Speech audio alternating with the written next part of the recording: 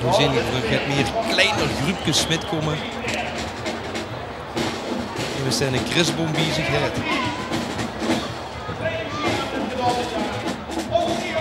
Zo wie men ze trekt, zo heit men ze. En laat maar eens zien wie stoeltje getrokken hebt. En Luc, dat is natuurlijk ook weer en dat is bij de Christboom in de buurt. Het is zo saai. Ik vind er niks aan. Ik vind er geen bul aan. Geen bul aan?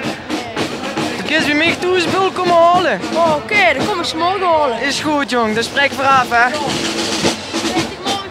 Ja. Volgens of we de Christboom nog op de zolder ligt, want ik weet niet of we dat volgend jaar nog op wilt hebben staan.